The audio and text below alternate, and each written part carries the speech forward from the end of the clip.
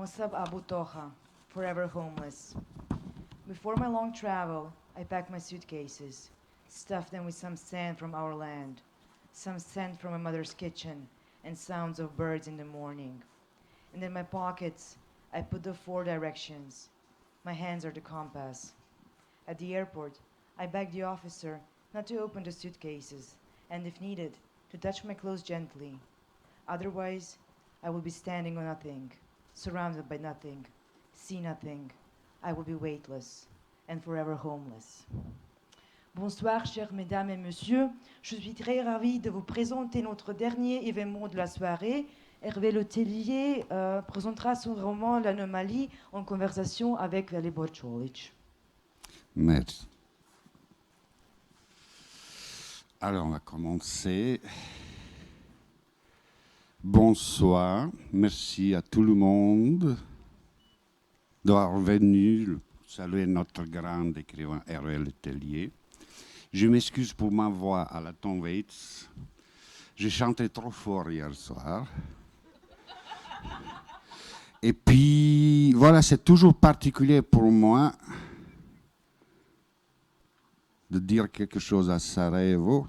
Je suis entre mes deux pays. Mon pays natal, la Bosnie, et mon pays adulte, si vous permettez, la France. Et justement, en parlant de mon deuxième pays, dans l'ordre chronologique, mais mon pays de cœur quand même, on était des témoins qu'il y a quelques semaines, soudainement, les chemises brunes et les bottes militaires ont apparu dans nos villes. Je profite de l'occasion de demander à notre grand écrivain qu'est-ce que vous pensez, monsieur Letellier, sur les choses, il me semble, graves et tragiques qui arrivent depuis les élections anticipées de monsieur le président. On doit être inquiété ou rassuré. Bonjour. Je crois qu'on peut être inquiet. Le système électoral français est un système qui a été créé il y a 60 ans, un peu plus, pour les épaules du général de Gaulle. Et donc c'est un système qui fonctionne parfaitement lorsqu'il y a une France de droite, une France de gauche, qui représente 35%, 40% des voix et qui ne menace pas donc l'équilibre démocratique. Il se trouve que là, l'extrême droite française est devenue majoritaire, non pas dans le pays, mais majoritaire en tant que parti. C'est-à-dire qu'il n'y a pas de parti qui soit capable de s'opposer à elle. C'est une extrême droite du Front National qui est à 35% dans un seul parti, alors qu'en face, il y a une dispersion des forces à gauche qui a réussi à s'unir, et à droite et au centre, qui, eux, sont divisés. Donc, remporter dans un système électoral pareil une circonscription est compliqué. Ce qui explique pourquoi, avec 33-34% des voix, on peut avoir une majorité à l'Assemblée qui est une majorité d'extrême droite, qui ne reflèterait pas le pays du tout, mais qui, en revanche, serait évidemment dangereuse pour la démocratie, parce que ce sont des individus qui tous avancent masqués. Ils cachent derrière une sorte de banalité un racisme endémique et une détestation de l'étranger qui est commune à toutes les extrêmes droites dans tous les pays, ce qui n'est pas spécifique à la France, hein, mais qui peut évidemment entraîner après les élections, s'ils étaient majoritaires, et même s'ils ne le sont pas d'ailleurs, pourra entraîner une libération de la parole raciste et donc créer un pays moins agréable que ce qu'il était auparavant. Voilà. C'est plutôt dans cette dimension-là qu'il faut voir les choses. Je pense par ailleurs que c'est une situation que vivent aussi les Italiens avec Meloni, qu'ont vécu les Polonais, que vivent les Hongrois, que vont vivre, à mon avis, les Américains, d'ici peu de temps, enfin les États-Unis d'ici très peu de temps. Allemagne, c'est pas mieux non plus. En Allemagne, il y a une montée de l'AfD qui est une montée assez préoccupante. Enfin, c'est une situation qui est commune à tous les pays d'Europe. La montée de l'autoritarisme, je pense que c'est lié aussi à une perte de puissance économique, à la crainte de l'avenir, à l'absence de perspective. Il y a beaucoup de raisons à ça. Ce qui, évidemment, est très embêtant, c'est que ça arrive à un moment donné où nous avons besoin de mesures fortes contre le réchauffement climatique et que ce sont des individus qui tous sont très anti-scientifiques, qui sont dans le déni et qui vont faire perdre du temps à la planète alors que c'est urgent. Voilà. Et j'espère que ça ne sera qu'un feu de paille et qu'après les Français vont se ressaisir, mais ça ne me paraît pas être forcément l'unique direction. Voilà pour la situation française. Donc pour dimanche, on est optimiste ou pessimiste? Vous êtes?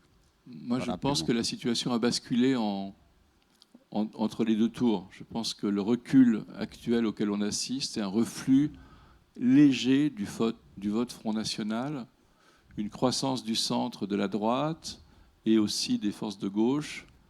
Mais tout ceci, c'est dû à vue de nez, quoi. C'est pifomètre, comme on dit. On n'a pas de... Et donc, il faudra attendre, je pense, les résultats du second tour pour être certain que la menace est repoussée pour au moins quelques mois, quoi, pour quelques années peut-être.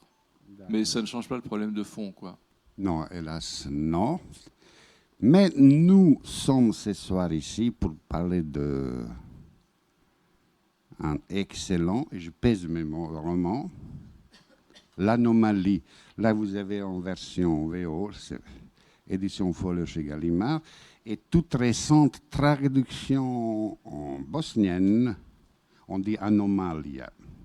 Je ne veux pas vous raconter le livre qui est conçu comme une sorte de miroir, comme une sorte de jeu, dans le sens noble de terme, avec plein de personnages, plein de styles, quelques miettes, si je peux dire, de séries américaines, de science-fiction, de littérature du XXe siècle. Alors, la première question, ce sera très simple.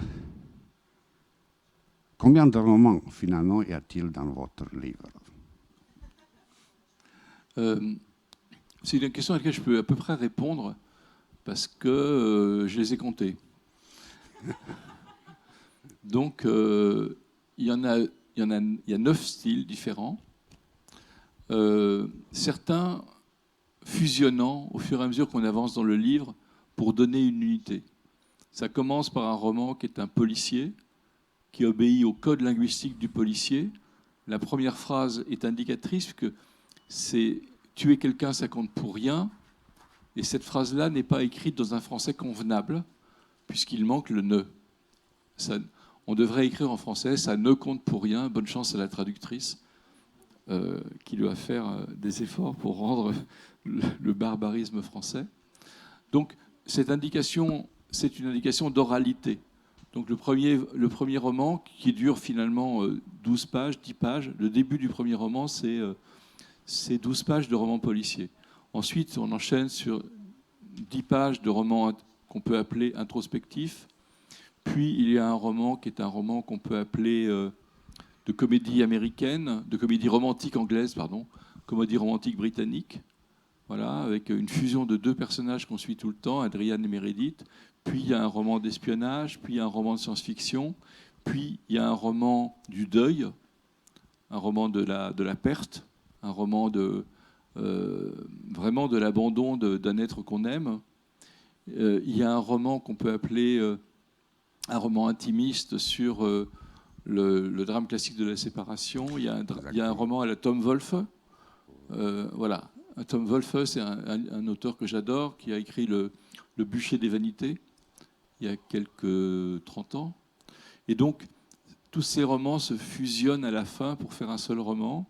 Mais au début, je suis sur 8 styles différents, 8-9 styles différents. Oui. Très bien, c'est vrai. C'est cosmétique, parce que je ne voulais pas faire un roman trop expérimental non plus. j'avais l'idée de faire, ça peut paraître un peu idiot, mais j'avais jamais vendu beaucoup de livres avant. Et donc, pour rire, je m'étais dit, je vais faire un best-seller. Et j'avais donc fait un roman qui obéissait à tous les codes du best-seller. Et j'évitais le côté trop expérimental de ce qu'aurait pu être ce roman. Et j'ai même gommé des aspects qui pouvaient être des handicaps à la lecture pour finalement privilégier la fluidité à l'expérimentalité. Mais c'était une plaisanterie avec mon éditeur. Quand je lui avais dit que je voulais faire un best-seller, je pensais vendre 30 000, quoi. Ce qui en France est beaucoup, 30-40 000.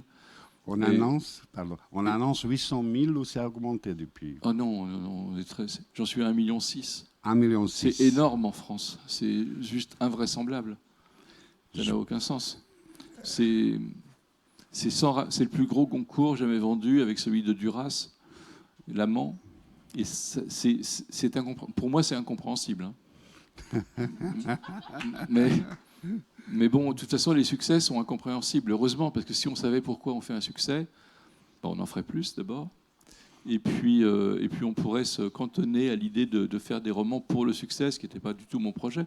Mais j'avais quand même envie de jouer avec les codes du best-seller.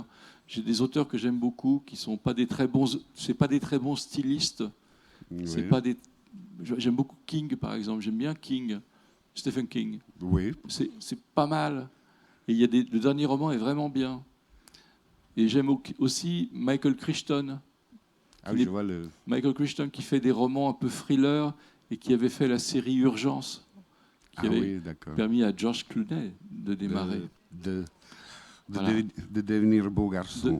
Oui, il l'était avant, hein, ce con. On ne savait pas. Ouais.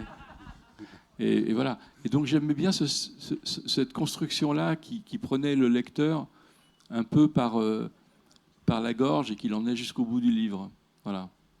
Je trouvais que c'était un complément agréable à Flaubert. Voilà. Merci. Comme je disais tout à l'heure, ce sont des réflexions d'un lecteur que je suis. Votre livre a aussi des références non littéraires. Principalement, je trouve, les séries télévisées. Parfois, il me semble que votre traitement de la réalité dans le livre me fait penser à un film de Matrix. Mais là où le film est très opaque et on ne comprend rien, votre livre est, si je peux me dire, très simple dans le bon sens et clair et limpide. Est-ce que littérature, finalement, en face de ce mastodonte qui est le cinéma, peut gagner finalement ce match très compliqué? Est-ce que la littérature est meilleure que le cinéma? Oui. Merci. Merci. Non, mais pour répondre plus sérieusement, d'abord, quand on fait un livre comme L'Anomalie, ou même n'importe quel livre, on a tous les moyens. Je veux dire, voilà, quand on écrit Guerre et paix, on a toute l'armée russe pour pas un rond. Ça coûte rien d'avoir toute l'armée russe. Donc, on n'a pas le problème des effets spéciaux. On peut vraiment travailler sur de l'imagerie sans aucun problème. La présence du cinéma chez moi et dans mon écriture, c'est vrai, elle est là. C'est-à-dire que j'ai toujours en tête, mais je pense que c'est pas... Enfin, j'ai toujours en tête des images de cinéma avant d'écrire une scène. Mais je pense que c'est vrai pour tous les auteurs. Je pense que c'est vrai pour Homère lorsqu'il écrit des scènes de bataille entre... je ne me compare pas à Homère, hein, mais quand il décrit des scènes de bataille entre Hector et Achille, c'est du cinéma. Mais pour prendre un autre exemple que je connais vraiment très bien, qui est Les Misérables de Victor Hugo. Dans Les Misérables de Victor Hugo, c'est du cinéma. C'est-à-dire que si on regarde comment c'est construit, comment les scènes sont déterminées, comment les personnages sont présents, Jean Valjean, on voit qui il est. La scène de la charrette où il soulève pour sauver un homme qui est pris en dessous et qui se fait reconnaître par Javert, cette scène, c'est du cinéma. la scène où il discute avec le conventionnel, au moment où le conventionnel G va mourir, et où l'abbé Myriel discute avec lui. Alors il faut connaître par cœur, mais c'est pas grave, c'est une scène où on a un archevêque qui discute avec un révolutionnaire. Et le révolutionnaire va mourir. C'est une scène qui est faite avec il y a des travelling, il y a du chant contre chant, il y a des gros plans, et on le voit. C'est-à-dire que c'est indubitable que cet homme qui n'avait jamais connu le cinéma savait déjà ce que serait le cinéma 30 ans avant, 40 ans avant. Donc je pense qu'on ne peut pas écrire sans avoir en tête des images. La deuxième chose, c'est que non seulement j'ai en tête des images, mais je suis très respectueux vis-à-vis des mondes avec lesquels on vit, c'est-à-dire le monde du cinéma, le monde des séries. Et je pense que tout le monde autour de moi, en tout cas, les connaît. Et parfois, je vais plus vite en décrivant une scène en disant « Tiens, on dirait du Dexter ». Et je m'amuse à ça d'ailleurs dedans, en décrivant une scène qui est une scène où on voit bien qu'il va y avoir un meurtre abominable. Et je rappelle la série Dexter parce que ça fait sourire mon lecteur et je n'ai absolument rien contre l'idée de faire sourire mon lecteur. Et je ne crois pas, en faisant ça, que je m'éloigne de la littérature. Je pense que la littérature ne se situe pas dans l'imagerie, elle se situe dans la stylistique, elle se situe dans la construction, et elle se situe aussi dans le respect qu'on a vis-à-vis des mots et de la justesse avec laquelle on construit ces phrases. C'est là que se situe la création littéraire, pas dans les références. C'est ailleurs, c'est autre chose, ça. Très bien, merci. En 2020, au moment où votre livre a juste été très couronné par le Goncourt, vous avez parlé dans une émission télé française, il me semble, d'un philosophe suédois qui s'appelle, pour moi jusqu'à là inconnu, Nick Bostrom. Est-ce que vous pouvez dire pour nous quelque chose de plus sur le transhumanisme de Oui. Nick Bostrom, si je ne me trompe pas? C'est ça, c'est Nick Bostrom. Alors, je connaissais Nick,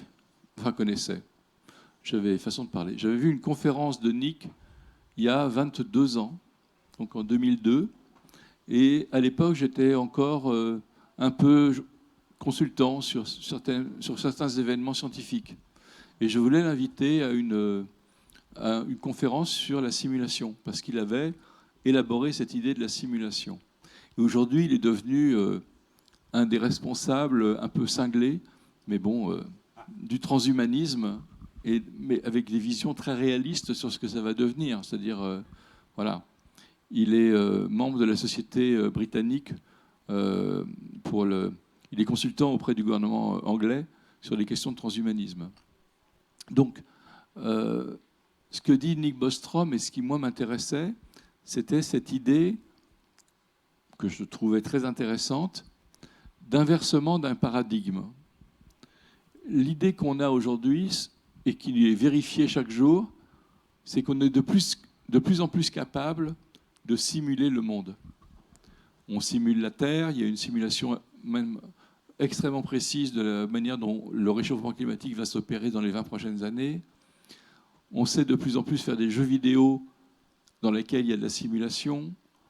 Et on pense que dans 10 ans, 20 ans, 30 ans, 40 ans, 50 ans, on pourra vraiment simuler un corps humain intégralement, y compris l'esprit, et peut-être très vite 1000 corps humains, puis 1 million de corps humains, et pourquoi pas 7 milliards de corps humains, comme nous sommes actuellement, dans une machine qui ne saura pas que ces corps humains sont simulés. Et les corps humains ne le seront pas eux-mêmes. Ça sera dans 150 ans. Et ce que dit Bostrom, et ce que je trouve intéressant, c'est ça s'est peut-être déjà produit, et c'est nous. Donc il inverse l'idée que le futur va arriver où on saura faire ça, en disant le futur est déjà arrivé et nous sommes dedans. Et j'ai trouvé que cette idée d'inverser était... C'est un peu copernicien, c'est-à-dire au lieu d'avoir le Soleil au centre, d'un seul coup la galaxie devient au centre, au lieu d'avoir la Terre centrale. Voilà, c'est une modification complètement de notre rapport au monde. Alors ça ne veut pas dire que quand je tape la table n'existe pas et je n'existe pas. mais ça veut dire que c'est une possibilité. Et cette idée m'a plu, pour une raison presque littéraire, c'est que ça validait l'idée que les romans, qui sont des créations, sont aussi des simulations, et que les personnages, finalement, dans les romans, appartiennent à cette même virtualité que peut-être nous. Et peut-être que nous sommes aussi des personnages de romans. C'est pour ça que j'ai une fin qui est aussi alambiquée que celle que... Voilà, on n'en parlera pas. Mais la fin représente cette idée qu'il y a une similitude entre la théorie de la simulation et la théorie du roman. Mais voilà. Mais j'aime bien cette idée de Nick Bostrom. Je la trouve vraiment... ça fait 20 ans qu'elle existe. Hein. J'ai pas mis grand-chose de nouveau dans le livre. J'ai mis que des choses qui étaient dans l'air. Je les ai mélangées dans le shaker. Et j'ai produit un livre avec ça. Mais cette idée-là m'intéressait depuis longtemps. Et je voulais la traiter de manière exhaustive. Parce que je ne voulais pas faire un livre qui soit un conte moral, qui soit une fable. Je voulais une base scientifique à ce livre. Parce que c'est un peu mon fond à moi. J'aime bien quand les choses sont assises. Merci. Alors, quand on lit des articles de journaux à votre sujet, on remarque vite un mot étrange, Oulipo, ouvroir de littérature potentielle. Vous dites, si je n'étais pas membre de l'Oulipo, j'aurais écrit un roman très différent. Pouvez-vous expliquer l'Oulipo à nos lecteurs bosniens? Est-ce que c'est un mouvement littéraire? Quel est le rôle des mathématiques dans l'écriture littéraire? Pastiche, un peu sur le pastiche et parodie, vous parlez ça formidablement bien. Bref, pourquoi ça vous plaît et pourquoi êtes-vous membre de l'Oulipo? En 5 minutes. Non, mais c'est possible. D'abord, l'Oulipo, c'est l'ouvroir de littérature potentielle, donc c'est un groupe de travail, pas un mouvement. Donc on ne veut pas grossir, pas une école, on ne pense pas que c'est l'unique façon d'écrire, et surtout pas une avant-garde, on ne pense pas qu'on est la pointe avancée de la littérature. Donc l'Oulipo, c'est juste un groupe de travail d'écrivains. Les plus connus sont Raymond Queneau, Italo Calvino, dont on a fêté le centenaire l'année dernière, Marcel Duchamp, qui est étonnant, Georges Perec, et bien d'autres. En tout, on est 41, et 22 sont excusés pour cause de décès. C'est-à-dire qu'ils ne vont plus aux réunions pour de bonnes raisons, mais ils sont toujours membres. Voilà. C'est un groupe qui s'intéresse à quoi? Il s'intéresse à l'utilisation pour l'écriture, pour la littérature, de contraintes. C'est un mot très vague, la contrainte. Mais par exemple, lorsqu'on écrit un sonnet, c'est une contrainte. On s'impose d'écrire un sonnet. Lorsqu'on écrit un haïku, c'est une contrainte.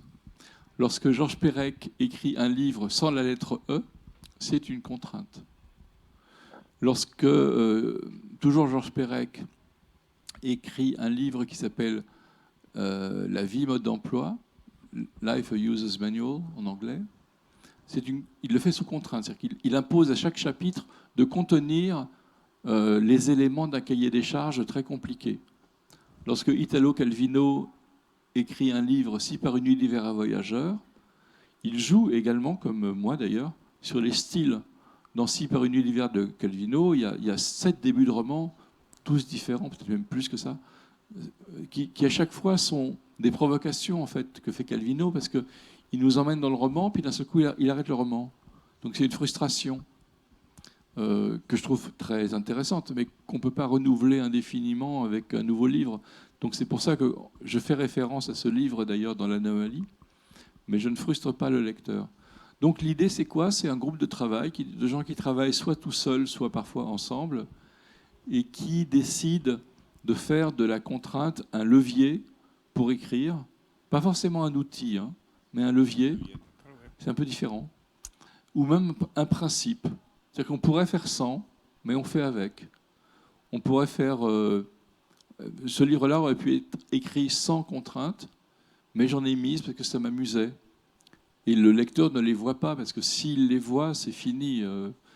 on perd la lecture spontanée, on perd le moment plaisir de la lecture pour se concentrer sur la structure. Et moi, j'ai gommé toute la structure.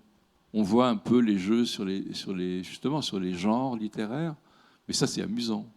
C'est pas vraiment contraint. Il y a d'autres contraintes qui sont plus fortes, mais qu'on ne voit pas. Voilà. Très bien. Merci. Dans l'interview, vous dites « Mes lecteurs évoquent un effet diversitant à la lecture de l'anomalie. Ce n'est pas quelque chose que je rejette. Le mot distraction veut dire tirer en dehors. Divertir signifie faire tirer en dehors. Cela me convient très bien. Les livres sont une vocation à nous faire quitter le réel, nous faire imaginer un autre monde. Je voulais écrire un livre que j'avais envie de lire. Alors, quel genre de livre aimez-vous lire? En fait, je pense que j'aime lire beaucoup de livres très différents puisque je ne fais jamais le même livre.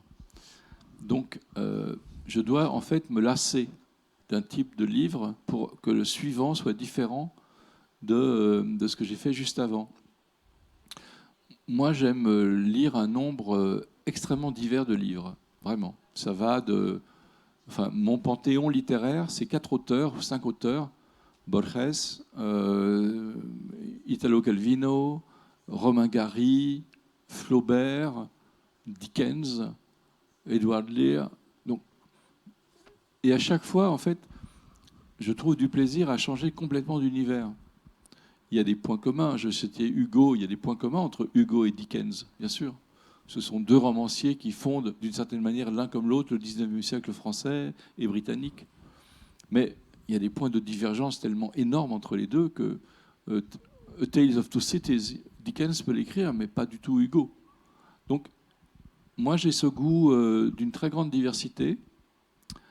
Dans la littérature contemporaine française, il y a des choses que je trouve formidables, dans la littérature britannique aussi, américaine également. Donc, voilà. Et j'essaye de ne pas m'interdire de me laisser influencer.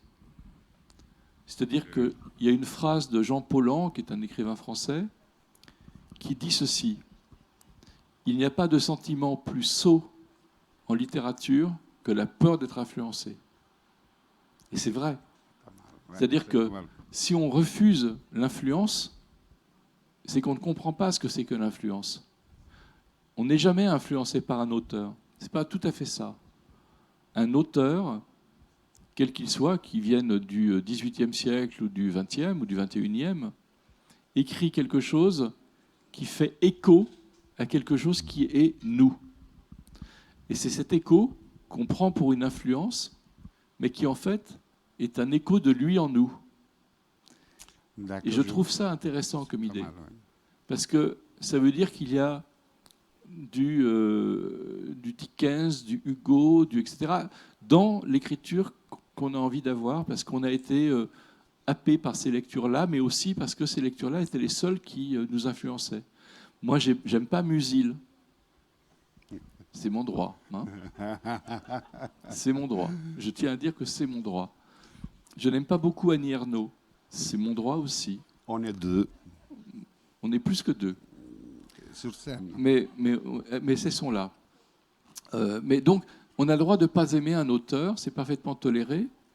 Et si on ne l'aime pas, c'est juste parce que c'est parce que l'auteur n'est pas bon ou que c'est un mauvais écrivain ou une mauvaise écrivaine, c'est juste que ça ne fait pas écho à quelque chose en nous. Et tant pis pour nous, tant pis pour elle ou lui, c'est comme ça ne se passe pas, quoi. Et je pourrais multiplier les auteurs qui en fait changent aussi, parce que par exemple, j'étais insensible à Malraux, l'écrivain français André Malraux. J'ai relu Malraux et je me dis que j'ai eu tort toute ma vie de ne pas aimer Malraux. Je trouve que Malraux est vraiment intéressant. Donc on peut changer, on a le droit aussi de bouger, d'évoluer. J'aimais beaucoup Boris Vian, j'aimais énormément Boris Vian. J'aime un peu moins Boris Vian maintenant. Je trouve que c'est un auteur important, mais mais finalement pas si décisif que ça, même si son univers a été fondamental. Donc c'est compliqué, les choses bougent, quoi, heureusement. Et heureusement, bien évidemment. Et si on parle de l'écho ou le reflet, je me demande, est-ce que l'anomalie est finalement un roman miroir? Ou plus précisément, le reflet dans le miroir est-il une réalité ou simplement un reflet? Et peut-on, et au moment où je referme votre livre, première question qui m'a traversé l'esprit de lecteur, est-ce que je peux me fier, est-ce que nous pouvons se fier à nos sens? Nous avons 5 ou 6, il me semble, sens, à peu près. Si vous en avez 6, on en parlera plus tard. Je serai une femme. Si j'avais 6 et je serais une femme. Je pense que c'est une excellente question de cet examen qu'on passe en France qui s'appelle le baccalauréat philosophique, qui est peut-on se fier à ses sens? Ça fait des années qu'on sait que non. On ne peut pas se fier à ses sens. On perd un bras, on a mal au bras qu'on a perdu. Ça s'appelle le membre fantôme. Ça prouve bien qu'il y a un problème avec ses sens. On arrive toujours à compenser quelque chose, on arrive toujours à... Voilà, on a des illusions, on peut entendre son nom et en fait personne n'a prononcé son nom. Donc les sens sont quelque chose de très complexe. Donc je pense qu'on ne peut pas s'y fier. Voilà, ça n'est pas grave. Et simultanément, nous ne sommes que des capteurs. Nous ne sommes qu'un ensemble de capteurs. Nos yeux sont des capteurs, nos mains sont des capteurs, nos oreilles sont des capteurs. Et tout se passe dans la boîte noire qu'est notre cerveau. Et je trouve ça très intéressant parce que il y a quelque chose finalement d'assez vertigineux dans cette histoire. Il y a 2 jours, des intelligences artificielles, on en parlait il n'y a pas si longtemps, des intelligences artificielles, en utilisant des capteurs posés sur le crâne d'un macaque, d'un singe, ont réussi à reconstituer ce que voyait le singe. Non pas en court-circuitant ses yeux, en posant sur les zones du cerveau qui sont des zones du cerveau excitées par nos yeux. Quand le singe voyait une chaise, l'image reproduite par les capteurs posés sur le cerveau reproduisait la chaise. Le singe voyait un paysage, l'image reproduisait un paysage, et le même paysage, très très proche. Donc moi ça me fascine parce que justement ce sont des choses qui sont prises par l'œil, analysées par le cerveau, et qu'une IA est capable de reproduire en examinant ce qui se passe dans notre cerveau. Moi je trouve ça terrifiant. Hein. Terrifiant. Mais c'est complètement neuf, ça fait 1 an qu'on travaille dessus. Et ce genre de dispositif renforce aussi l'idée encore de la potentialité de la simulation. J'aime bien ça. Ça fait peur, c'est vrai, un petit peu. C'est un vrai débat. Qu'est-ce que c'est que le réel? Oui. C'est un vrai débat. Exactement. À la question « Pourquoi écrivez-vous ?», Jorge Luis Borges répond « J'écris pour moi, pour quelques amis et pour adoucir le cours de temps. » Le cours de temps, pardon. La question que je me pose, modestement, moi aussi j'écris les petits romans. Où est la littérature aujourd'hui? Quand j'étais étudiant, justement ici, pas loin ici, la fac de lettres à Sarajevo, il y a quarantaine d'années, on consultait quand même dans le régime yougoslave, pour les choses importantes, les écrivains. Aujourd'hui, hélas, un peu moins. Et un écrivain, est-ce que c'est un marginal par excellence au XXIe siècle? j'explique. 3-4 ans pour un livre, ça fait je ne sais pas combien de milliers d'années en informatique. Et est-ce qu'il est déjà trop tard pour la littérature? Non. Non. Un écrivain est forcément un marginal, mais ne serait-ce que pour des raisons qui sont objectives. Lorsqu'on écrit un livre, on est seul pendant un an à aller devant son ordinateur si on tape à la machine ou devant sa feuille de papier. Donc il y a déjà dans le travail concret de l'écriture une solitude. Cette solitude, c'est un peu spécifique à notre travail. Il y a de plus en plus de métiers dans lesquels la solitude est présente d'ailleurs. Mais simultanément, il y a aussi de plus en plus de métiers dans lesquels tout se fait à plusieurs, en sciences, en pédagogie, etc. Mais dans notre métier, il y a cette spécificité de la solitude qui fait qu'on est un peu des marginaux. Est-ce que la phrase de Borges, j'y pense souvent parce que c'est présent dans un entretien avec Antonio Boy Casares, c'est ça, hein? Justement. Oui. Donc cette phrase, quand on a lu cette série d'entretiens à Buenos Aires entre Antonio Boy Casares et Borges, il y a cette phrase qu'il dit, où il écrit que pour ses amis et pour changer le cours du temps. Et c'est vrai, en fait, les écrivains écrivent, et en tout cas moi j'écris, pour vivre des vies que je n'aurais pas le temps de vivre. C'est-à-dire avoir l'illusion, lorsque je travaille sur un personnage, que ce personnage, je suis lui pendant très peu de temps, et je peux vivre toute sa vie. Il y a un plaisir réel dans l'anomalie, avoir créé des mondes, avoir inventé un architecte, avoir inventé une petite fille de 7 ans, avoir inventé un homosexuel nigérian. Donc, toutes ces vies qu'on a créées, tous ces personnages à qui on a donné vie, on y croit. On y croit vraiment.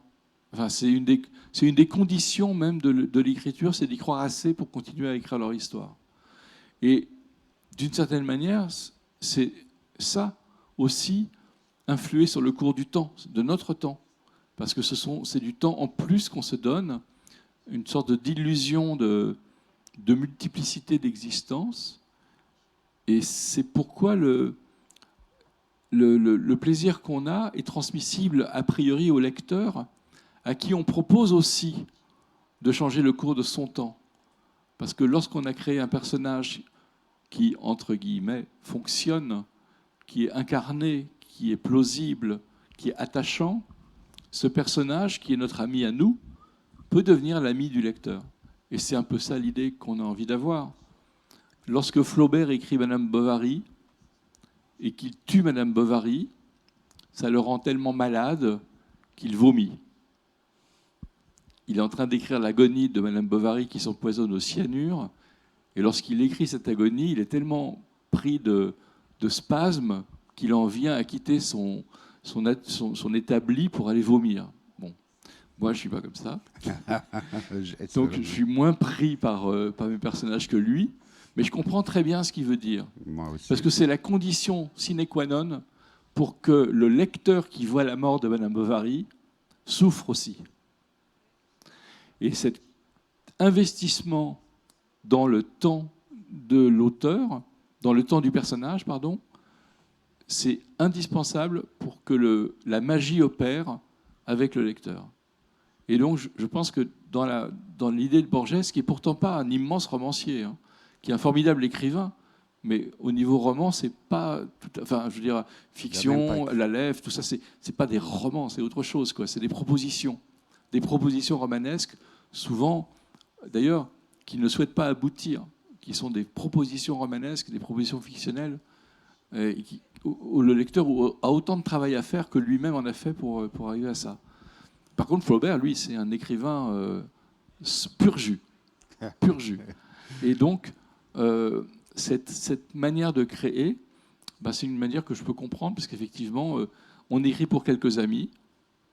Ce lecteur implicite qu'on a, c'est pour ça qu'il y a toujours un hiatus lorsqu'on vend 1 million d'exemplaires et quelques. on se dit, on n'a pas 1 million d'amis. Donc il y a une sorte de hiatus entre la personne pour qui on imaginait écrire et les gens pour qui on a finalement écrit. Mais c'est pas grave. Ça dépasse. C'est un petit miracle, quoi.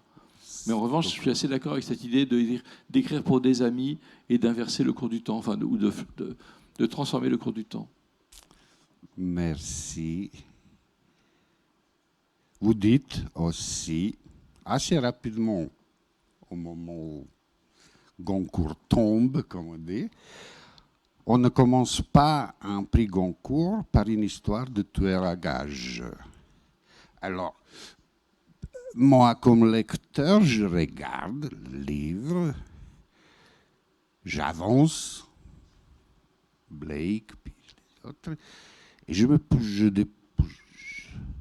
et dans la vraie vie, dans ma vraie vie, je me suis dit, est-ce que ce livre, finalement, fait quelque chose de subversif pour nos tiroirs?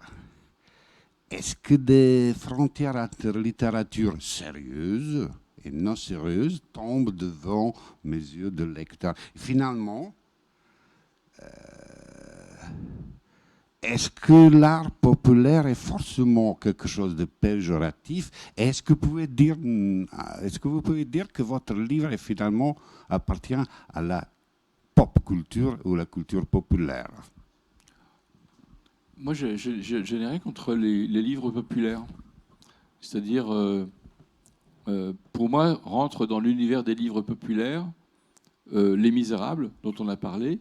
Incontestablement, c'est un livre populaire qui est un livre vraiment destiné à tous. Rentre dans cette catégorie aussi un livre de Romain Gary, qui est un de mes auteurs favoris et qui s'appelle La vie devant soi.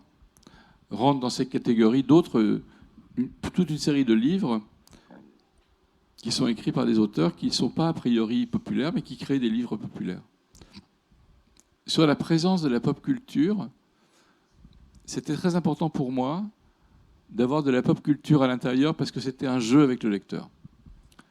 Un jeu intéressant pour moi d'avoir en permanence la possibilité de lui dire ce que tu lis est invraisemblable, c'est-à-dire des gens sont dédoublés, ils ont 3 mois de différence, ils vont se rencontrer, mais en même temps, Macron existe, Trump existe, Ryan Gosling, Tom Hanks, Elton John, tout ça, ils sont dedans, quoi. Donc ça crédibilise l'incroyable. Et c'est aussi ça l'idée du jeu avec la culture populaire. Mais récemment, on a un jeu avec des amis qui est de présenter des extraits de textes et de deviner de qui c'est, de qui est l'auteur. Et une fois, j'étais venu avec un texte dans lequel il y avait le Kodak, l'appareil photographique Kodak, et dans lequel un personnage prenait son Kodak et prenait des photographies. Et tout le monde s'est trompé parce que c'était un extrait de La Recherche du temps perdu de Marcel Proust. Parce que dans La Recherche du temps perdu, il y a des moments de culture qui émergent. Proust est fasciné par la photographie et donc il met le Kodak. Il y a aussi le pâté, un pâté très connu des Français qui s'appelle le pâté Olida, qui a disparu depuis, mais à l'époque tout le monde connaissait le pâté Olida. Et donc tout le monde avait pensé que c'était un livre des années 60, parce que Kodak, Olida, c'était très années 60. Et en fait, c'est un extrait de Marcel Proust. Donc il y a dans la littérature toujours des moments où il y a une interpénétration entre l'époque et le livre lui-même. Et j'avais aussi envie de prendre le pari de dater le livre, c'est-à-dire de dire ce livre, il date de 2020. Il date de 2020, c'est une photographie 2021, disons. Il est ancré dans son temps.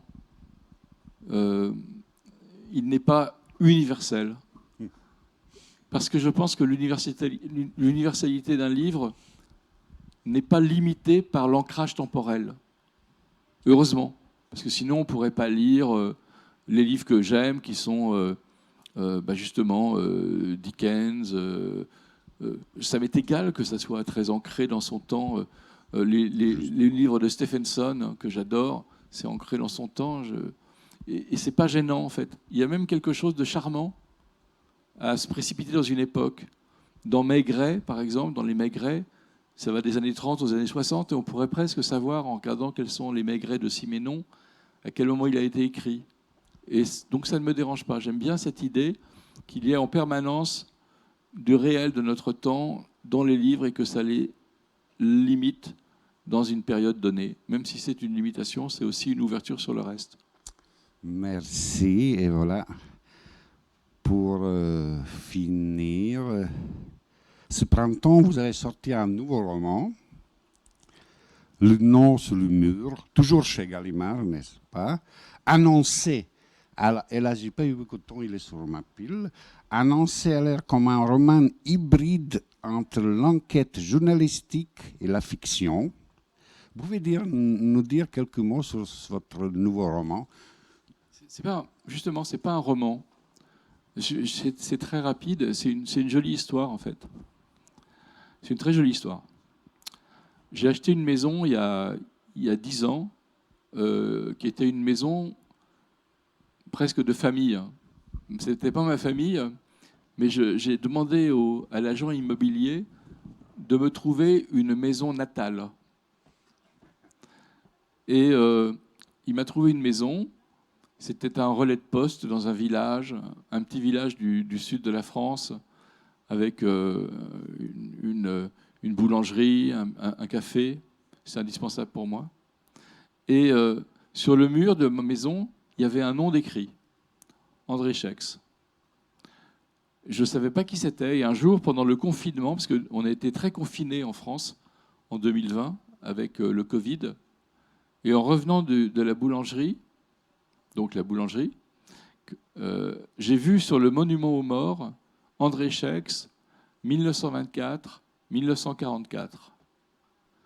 Et donc c'était un maquisard, un résistant français, qui est mort à 20 ans. Et je me suis dit que c'était intéressant d'écrire un livre pour son centenaire, puisqu'il était né en 24. Et j'ai commencé à écrire le livre. Je voulais faire un petit livre. Et puis j'ai un peu enquêté. Et quelqu'un, dans une association que j'ai retrouvée, m'a donné un petit coffret dans lequel il y avait absolument toute la vie d'André Schex. C'est-à-dire des photographies, sa carte d'identité, sa carte de travail, un fume-cigarette, des lettres à ses parents. C'est tout ce qui restait de lui. C'était un gars de coin? Oui, c'était un type du coin. C'était le fils du boulanger. Et donc, j'avais tout pour écrire son livre et sa vie. Et donc, j'ai écrit son livre et sa vie. Et c'est un livre sur la résistance. Il n'y a aucune invention. Il y a simplement, à un moment donné, j'imagine des choses qui auraient pu lui arriver. Mais je dis au lecteur, j'imagine que ça aurait pu lui arriver. Je digresse. Je parle du cinéma à l'époque. Je parle des voitures de l'époque qu'il a peut-être conduites. Il y en a une que je sais qu'il a conduite. Donc, c'est une sorte de plongée dans cette époque.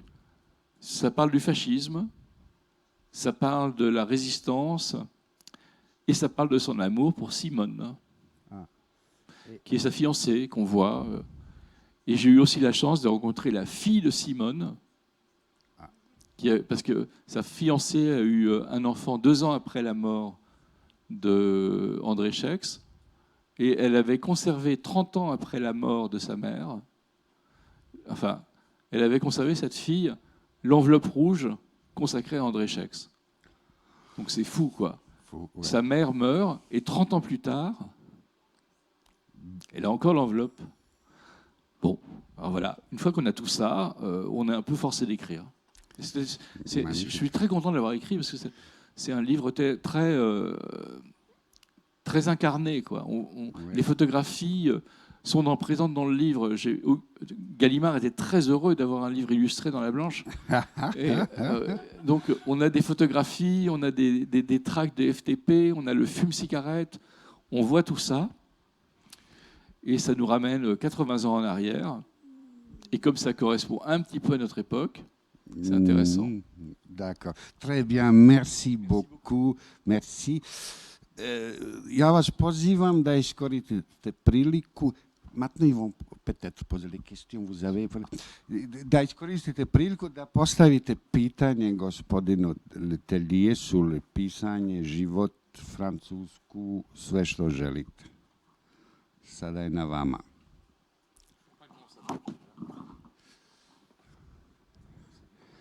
Voilà. Sauf si elle parle peut-être français.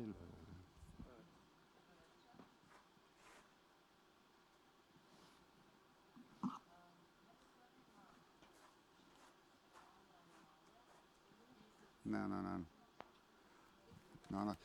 Uključite mikrofon.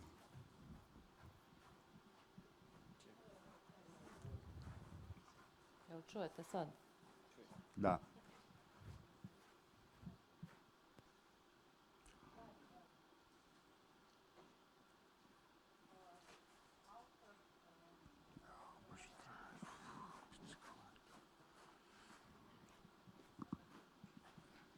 Moi, je vous entends en tout cas.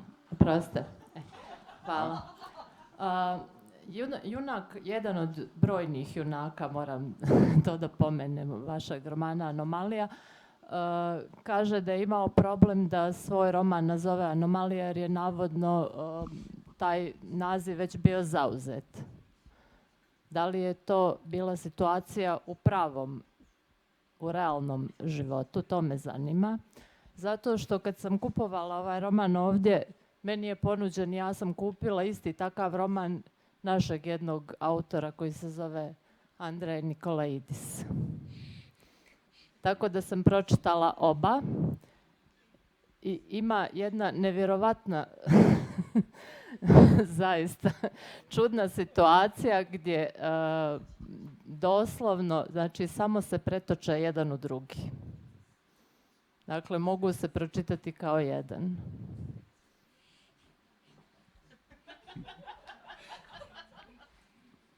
Lequel suit l'autre?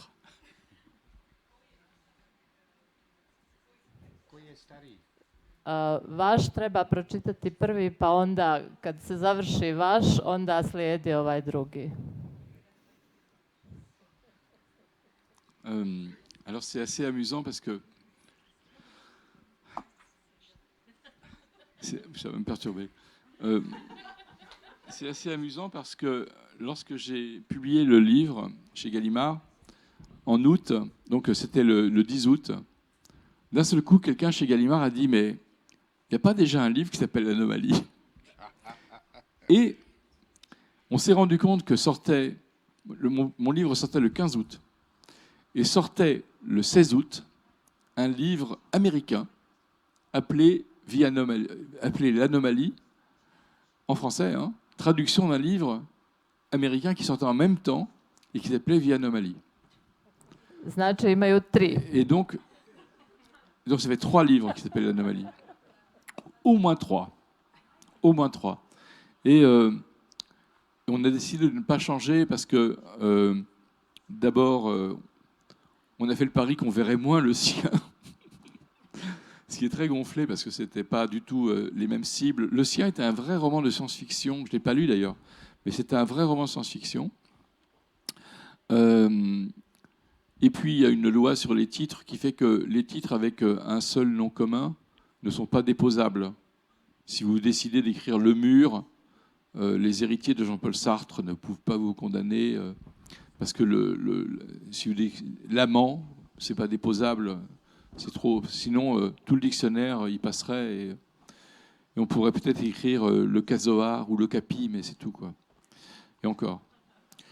Donc, c'est intéressant toujours lorsque des livres se font écho sans que les auteurs le sachent.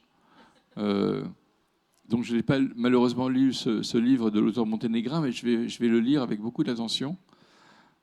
Ce qui m'est en revanche arrivé, c'est qu'on me signale des livres qui utilisent le même principe et que j'ignorais, et qui sont des livres antérieurs. Et c'est très bien parce qu'à l'Oulipo, nous avons pour ces gens qui écrivent des livres auxquels les nôtres ressemblent, Nous avons un terme pour ça, ce sont des plagiaires par anticipation. Donc ça nous évite le procès. Et puis, c'est une vision de la littérature qui ressemble à celle de Borges, qui dit que tous les livres créent leur propre... toutes les œuvres, les grandes œuvres, créent leurs propres prédécesseurs. Et j'aime bien cette idée-là parce que il y a plein de livres qui, pour moi, sont des livres que j'ai lus après avoir écrit certains livres dont je me dis « Oh, je l'aurais lu avant, j'aurais écrit mon livre différemment parce que ça ressemble. » Et c'est assez drôle parce que je pense à un livre auquel je n'ai pas du tout pensé quand j'ai écrit un livre antécédent, qui est Assez parlé d'amour, qui est un livre que j'ai écrit il y a 15-20 ans. Et je ne m'étais pas rendu compte à quel point ça ressemblait au faux monnayeur de Gide. Donc il y a des choses comme ça qui sont des allers-retours entre les auteurs, c'est très bien comme ça. Merci.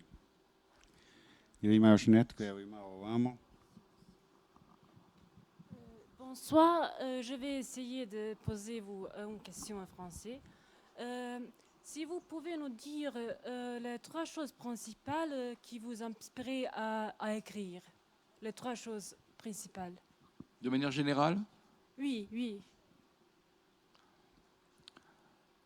La première chose, c'est que j'avais commencé un autre métier qui était mathématicien et je n'étais pas bon. Et on peut très bien tromper son monde en étant un mauvais écrivain, alors qu'on ne peut pas tromper son monde en étant un mauvais mathématicien. Donc ça, c'est une raison un peu boutade. La deuxième, c'est que le mode de vie de l'écrivain, cette solitude de l'écriture, qui débouche sur un roman ou sur autre chose, hein, sur la poésie, sur du théâtre, c'est quelque chose qui me va très bien dans ma vie personnelle, passer du temps sur quelque chose pour aboutir à une petite création ou grosse qui justement soit l'objet d'un temps passé assez long. Et la troisième, c'est peut-être cette idée que je répète, mais qui est importante pour moi, qui est de vivre plusieurs vies et de pouvoir, à travers des personnages, à travers des histoires, raconter des vies que j'ai envie de lire ou envie de découvrir et d'inventer. Parfois, je suis extrêmement content d'avoir décrit une scène que j'arrive à me représenter et d'avoir cette illusion qu'elle a vraiment eu lieu. Et c'est un vrai plaisir d'auteur, je pense, d'avoir créé des moments dans un livre où on voit très bien une scène, un lieu, un dialogue même. C'est quelque chose de très agréable. Donc je pense que si j'écris, c'est pour ces 3 raisons, vraiment. La première, c'est que je ne serai jamais pris en faute d'être un mauvais écrivain, parce qu'on ne sait pas ce que c'est qu'un bon écrivain. La deuxième, c'est cette idée du temps qu'on passe. Et la troisième, c'est de créer des petits mondes à soi. Vraiment créer des mondes à soi. Et d'échapper au monde, en fait, aussi. Hein. Parce que c'est parallèle. Hein. C'est aussi parce que le monde ne nous plaît pas vraiment tel qu'il est qu'on écrit d'autres choses. Hein. C'est un moyen d'y échapper, quand même. Merci. Merci. Merci. Voilà, vous avez ici Aude. Okay. Voilà. Rebonsoir, je vais parler en français. Vous avez beaucoup parlé de la manière d'écrire, des questions de style littéraire. Vous avez aussi parlé des influences entre cinéma et littérature. Et puis au début, on a parlé un peu de politique et on sait qu'on est dans une situation qui va se compliquer. Et je pense que les artistes, comme souvent, seront parmi à la fois les premiers sauveurs, mais aussi les premières victimes. Est-ce que vous faites une différence entre un auteur et un écrivain ? Est-ce que vous considérez que les écrivains sont des artistes ? Je pose cette question parce que souvent, c'est pas le Moi, je le considère cas. que non. Voilà. Je considère que enfin, il y a peut-être différentes positions. La mienne, c'est qu'on est des artisans. Notre matériau, c'est la langue. Voilà. Mais on est comme avec de la glaise. qu'on essaye de manipuler pour faire un pot. Hein. On essaye que le pot soit le moins moche possible, mais fondamentalement, ce qu'on fait, c'est un pot. Et d'ailleurs, un des critères de différenciation entre un artiste et un auteur, c'est que nous, on n'est pas sur un marché. On n'a pas une œuvre qui va valoir plus cher lorsqu'elle est très appréciée. Au contraire, plus elle est appréciée, moins elle est chère, puisque le prix baisse avec le livre de poche. Donc on est sur une œuvre qui est un peu spéciale, qui est l'œuvre autographe, ce qu'on appelle une œuvre autographe, écrite par un individu, mais qui est une œuvre artisanale. Et le fait que l'auteur soit coté n'a aucune influence sur le prix. Donc on est hors marché de l'art. Le marché de l'art fonctionne complètement différemment, et c'est très bien comme ça. Voilà. Moi, je ne suis pas du tout comment dire. Il y a une sorte de fétichisme dans l'art auquel j'adhère pas du tout. J'achète des œuvres à des artistes qui sont des amis à moi. Je dois avouer que souvent, c'est du mécénat. Et pourtant, j'ai beaucoup d'admiration pour ce qu'ils font, hein, mais c'est objectivement plus une dévotion mécénale. Et j'adore aussi des objets qui sont des œuvres que je trouve merveilleuses et que je ne pourrais jamais m'offrir, mais que parfois j'ai chez moi en reproduction. Voilà. Donc c'est un rapport presque là où on est proche de l'œuvre multiple, comme le sont les livres. Moi, j'adore Klee, Paul Klee. Je n'aurais jamais les moyens de m'offrir un Paul Klee. Donc j'ai chez moi un petit Paul Klee, qui est une reproduction à l'identique d'un Klee. Et de temps en temps, je le regarde en me disant, peut-être que c'est le bon quand même, ça n'a pas d'importance. Merci.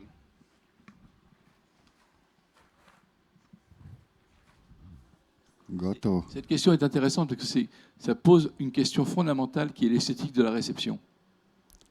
Comment, c'est pas seulement une question de définition de l'auteur, est-ce qu'il est artiste ou est-ce qu'il est écrivain, c'est aussi la définition qui est beaucoup plus fondamentale, qui est comment le lecteur appréhende une œuvre.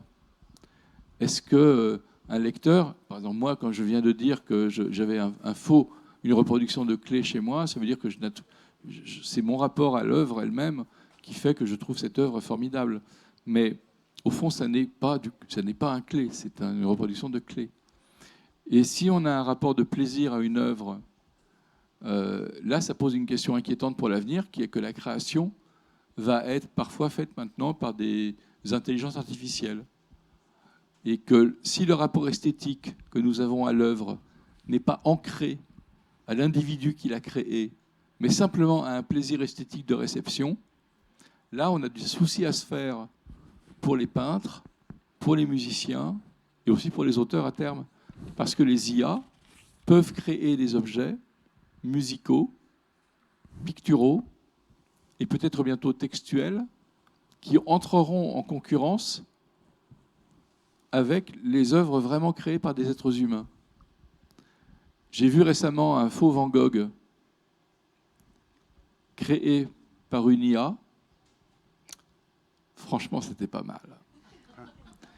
Et ça peut peut-être nous menacer si on a un rapport à l'œuvre qui n'est pas un rapport un tout petit peu, effectivement, là, fétichisé, où on se dit qu'on n'est pas simplement dans un rapport avec un objet, mais qu'on est aussi dans un rapport avec une création.